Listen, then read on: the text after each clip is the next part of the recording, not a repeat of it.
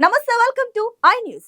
Delhi liquor policy scam కేసులో కవిత ఇప్పటి వరకు ఈడీ నుంచి ఎదుర్కొన్న కష్టాలు కేవలం ట్రైలర్ మాత్రమే. అసలు సినిమాను సిబిఐ చూపిస్తోంది. తిహార్ జైల్లో ఉన్న కవితను అరెస్ట్ చేసిన సిబిఐ ఇప్పుడు ఏకంగా తన కస్టడీలోకి తీసుకొని విచారించడం ప్రారంభించింది. కోర్టుకు సమర్పించిన అభియోగ పత్రంలో లిక్కర్ స్కామ్ లో కవిత చేసిన నేరాలు, తప్పులను సిబిఐ సాక్ష్యాధారాలతో సహా బయటపెట్టింది. కవితపై ప్రధానంగా 9 అభియోగాలు మోపారు. ఆ నేరాల చిట్టా విన్న తర్వాత జడ్జి కూడా కవిత బెయిల్ పిటిషన్ ను తోసిపుచ్చక తప్పలేదు. కవిత బెయిల్ పిటిషన్ ను కోర్టు తిరస్కరించడంతో విచారణ ఎదుర్కోవడం తప్ప మరో మార్గం లేదు. మొన్నటిదాకా ఈడీ అరెస్టు, కస్టడీ, రిమాండ్లతో ఉక్కిరిబిక్కిరైన ఎమ్మెల్సీ కవితకు సిబిఐ అదిరిపోయే షాక్ ఇచ్చింది. తిహార్ జైల్లో అరెస్టు చేసి శుక్రవారం కోర్టులో హాజరుపరిచిన సందర్భంగా సిబిఐ కవితపై మోపిన అభియోగాల చిట్టాను సమర్పించింది. ఈడీ కేవలం మనీ లాండరింగ్ చట్టాలకు సంబంధించిన సెక్షన్ 3-4 ప్రకారం మాత్రమే కేసును నమోదు చేస్తే, సిబిఐ మాత్రం ఐపీసీ 120తో పాటు అనేక నేరపూరిత కుట్ర కేసులను ఆమెపై పెట్టింది. కవితపై సిబిఐ పెట్టిన కేసులను చూస్తే మతిపోతుంది. కేవలం అభియోగాలను మోపడమే కాకుండా నేరానికి పాల్పడినట్లు ఖచ్చితంగా నిర్ధారించే సాక్ష్యాలను కూడా కోర్టుకు చూపించింది. కవితపై సిబిఐ చేసిన తీవ్ర నేరారోపణల చిట్టా ఇలా ఉంది. కవిత ప్రధాన సూత్రధారి.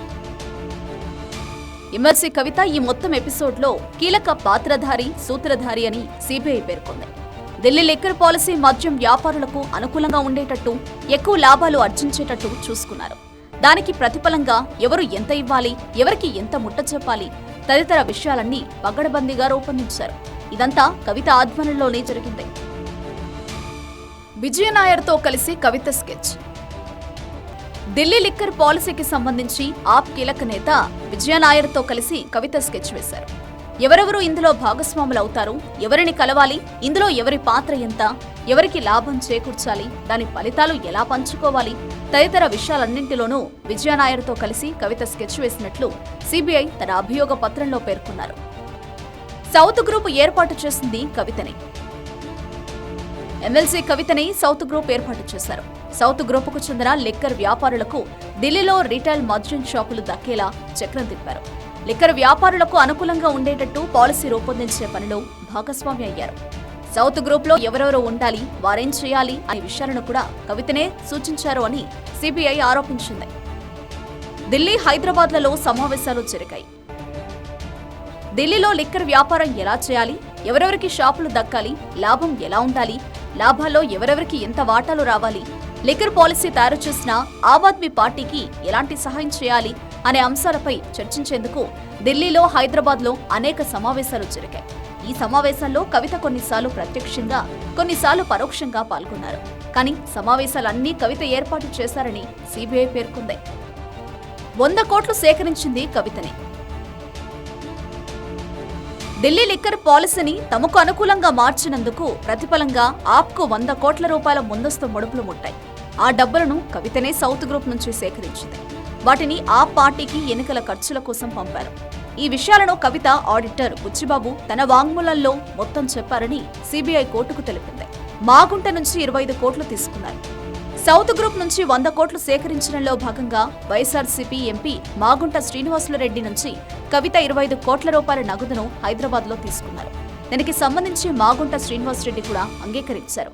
ఈ డబ్బుల లావాదేవీలకు సంబంధించిన వ్యవహారంపై వాట్సాప్లో కవితకు శ్రీనివాసులరెడ్డికి మధ్య సంప్రదింపులు జరిగాయని సిబిఐ కోర్టుకు తెలిపింది.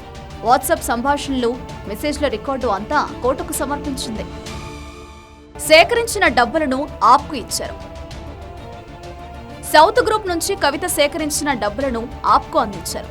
కవిత పిఏ అశోక్ కౌశిక్ వాంగ్మూలం ప్రకారం అభిషేక్ బోయిన్పల్లి ద్వారా డబ్బులను ఆప్ నేతలకు అందించారు. ఈ నగదు సరఫరాకు సంబంధించిన వాంగ్మూలాలు, ఇతర ఆధారాలను కూడా కోర్టుకు సమర్పించడం జరిగిందని సిబిఐ స్పష్టం చేసింది. ఇండో స్పిరిట్లో కవితకు 33% వాటా.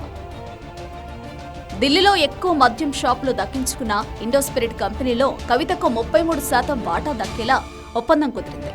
కవిత ₹1 పెట్టుబడి పెట్టకున్నా సరే లిక్కర్ పాలసీని మద్యం వ్యాపారులకు అనుకూలంగా మార్చి ఇండో స్పిరిట్ కు ఎక్కువ షాపులు దక్కేలా చక్రం తిప్పినందుకు కవితకు గుడ్ విల్ కింద ఈ వాటా ఇచ్చేటట్లు ఒప్పందం కుదిరింది.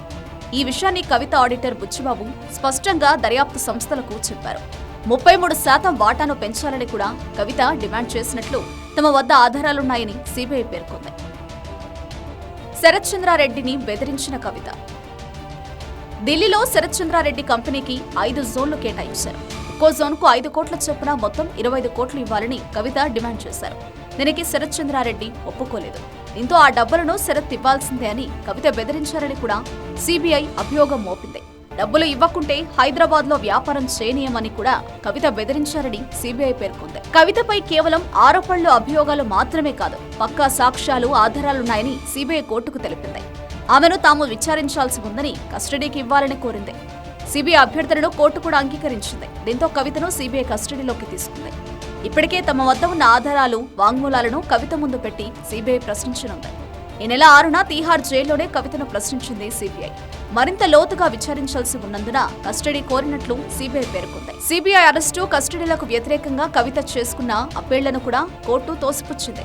బెయిల్ ఇవ్వడానికి నిరాకరించడమే కాకుండా కస్టడీ వద్దన్న విజ్ఞప్తిని కూడా తిరస్కరించింది. కవిత ఇప్పుడు అటు ఈడీ, ఇటు సిబిఐ కేసుల్లో ఉన్నారు. 2 దర్యాప్తు సంస్థలు వేరువేరుగా అరెస్టు చేశాయి, వేరువేరుగా విచారణ జరుపుతున్నాయి. దీంతో కవిత కూడా బెయిల్ కోసం వేరువేరుగా ప్రయత్నాలు చేయాలి. ఈడీ కేసులో బెయిల్ వచ్చినా సిబిఐ కేసు ఉంది కాబట్టి విడుదల కాలేరు. సిబిఐ కేసులో బెయిల్ వచ్చినా ఈడీ కేసులో బెయిల్ తప్పనిసరి. 2 కేసుల్లోనూ బెయిల్ వస్తే తప్ప కవిత బయటకు రాలేని పరిస్థితి. ఈడీ, సిబిఐ కేసుల్లో బెయిల్ రావడం అంత ఈజీ కాదని గత అనుభవాలను బట్టి తెలుస్తుంది.